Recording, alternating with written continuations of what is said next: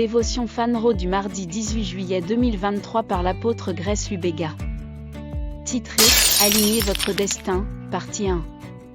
2 Rois 23 versets 15 à 17, KJV. De plus, l'autel qui était à Béthel est le haut lieu que Jéroboam, fils de Nébat, qui avait fait pécher Israël, avait fait, et cet autel est le haut lieu, il a démoli, et a brûlé le haut lieu, et l'a marqué petit à petit.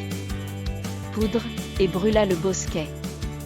Et comme Josia se tournait, il aperçut les sépulcres qui étaient là sur la montagne, et envoya, et prit les ossements des sépulcres, et les brûla sur l'autel, et le souilla, selon la parole de l'Éternel que l'homme de Dieu a proclamé, qui a proclamé ces mots. Puis il a dit, quel titre est celui que je vois?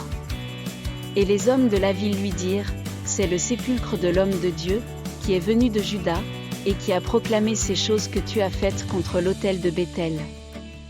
L'un des fondements sur lesquels Dieu a conçu nos destinées est les paroles prophétiques prononcées au cours de nos vies. Notre écriture thématique est un exemple d'un tel exemple. La Bible nous révèle que tout ce qui a été fait par le roi Josia pour détruire les autels de Baal avait été prophétisé par un homme de Dieu bien avant que Josia n'entre dans ce pays. Vous faites peut-être partie de ces personnes à propos desquelles et sur lesquelles des mots ont été prononcés, soit bien avant votre naissance, soit au fur et à mesure que vous grandissiez.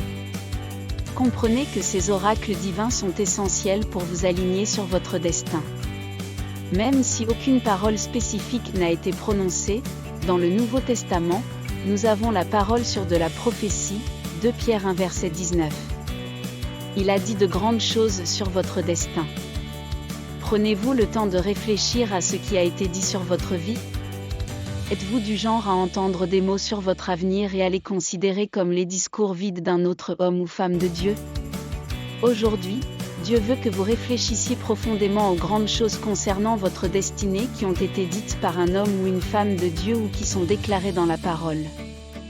Considérez-les, non pas comme de simples mots, mais comme des phares sur le chemin du destin. C'est le point de départ pour courir sur la bonne voie. Alléluia! Approfondissement, 2 Pierre 1 verset 19, Jérémie 1 verset 5. Golden Nugget, l'un des fondements sur lesquels Dieu a conçu nos destinées est la parole prophétique prononcée au cours de nos vies.